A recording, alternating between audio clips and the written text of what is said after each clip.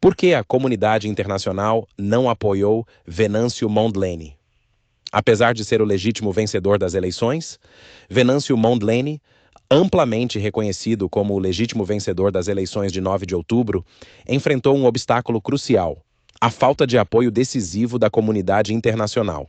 Essa realidade levanta questões importantes sobre as dinâmicas de política externa, interesses geopolíticos e as razões pelas quais, mesmo diante de evidências de fraude eleitoral, o mundo não se posicionou firmemente a favor de sua causa. Vamos explorar os fatores principais que explicam essa ausência de apoio. Seja bem-vindo ao Fatos África, o canal que traz análises detalhadas, atualizações políticas e informações exclusivas sobre os principais acontecimentos do continente africano. Inscreva-se e ative o sino de notificações para não perder nenhum detalhe das nossas abordagens críticas e informativas. Primeiro, o princípio da não interferência nos assuntos internos. Um dos pilares da política internacional, especialmente entre países africanos, é o princípio de não interferência nos assuntos internos de outros estados.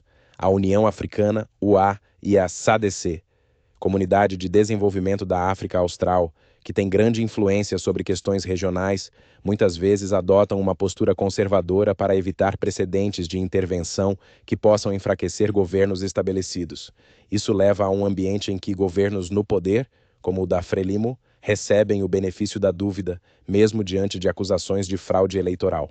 Segundo, dependência econômica e relações comerciais.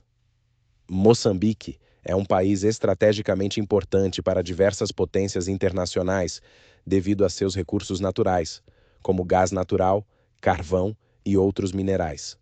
Governos estrangeiros podem hesitar em apoiar a oposição, temendo desestabilizar um parceiro econômico confiável. A Frelimo, estando há décadas no poder, construiu uma rede de acordos e alianças econômicas que tornam muitos países reticentes em apoiar um possível governo de oposição, mesmo que seja legítimo. Terceiro, falta de pressão interna. Apesar da mobilização popular significativa e visível após as eleições, o que faltou foi uma pressão interna efetiva e coordenada que pudesse transformar essas manifestações em uma força política consistente e duradoura. Protestos isolados, embora impactantes, não conseguiram gerar um movimento estruturado capaz de articular demandas claras, negociar com entidades regionais e internacionais, ou mesmo consolidar o apoio das elites políticas internas. Essa falta de pressão interna também resultou em uma dinâmica preocupante. A polícia continuava a reprimir violentamente a população, chegando até a matar manifestantes sem receio de consequências. Isso porque havia uma percepção clara de que a oposição não representava uma ameaça real ao poder estabelecido e não exercia influência suficiente para pressionar ou responsabilizar as forças de segurança.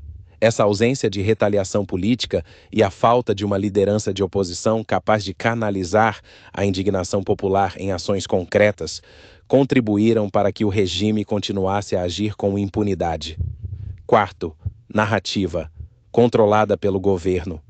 O governo da Frelimo tem um controle significativo sobre a narrativa política no país e no exterior, usando sua influência sobre os meios de comunicação locais e estratégias diplomáticas, conseguiu apresentar uma versão dos fatos que minimizava as irregularidades eleitorais e retratava qualquer contestação como uma tentativa de desestabilizar o país. Essa narrativa, embora contestada por muitos, encontrou ressonância em uma comunidade internacional que prefere estabilidade a mudanças bruscas. Quinto, relutância em reconhecer resultados de eleições contestadas. Historicamente, a comunidade internacional tem sido cautelosa em reconhecer líderes que desafiam governos estabelecidos sem um processo claro e institucional de transição de poder. Sem mecanismos internos que validassem oficialmente a vitória de Mondlane, como tribunais independentes ou comissões eleitorais imparciais, muitas nações optaram por uma abordagem de esperar para ver. Sexto, precedentes de apoio a regimes autoritários. Em muitas ocasiões, a comunidade internacional demonstrou apoio tácito ou explícito a regimes autoritários, desde que esses governos mantivessem estabilidade e seguissem alinhamentos estratégicos. No caso de Moçambique, a Frelimo, como partido histórico, é vista como um pilar de estabilidade na região. Apoiar a oposição poderia ser percebido como arriscado para os interesses geopolíticos em jogo. Sétimo, ausência de lobby internacional por parte de Mondlane. Diferentemente de outros líderes da oposição em contextos semelhantes, Venâncio Mondlane não conseguiu ou não teve tempo suficiente para construir uma base de apoio internacional sólida antes das eleições. A mobilização de apoio externo exige recursos, planejamento e diplomacia ativa para sensibilizar governos, organizações de direitos humanos e mídia internacional.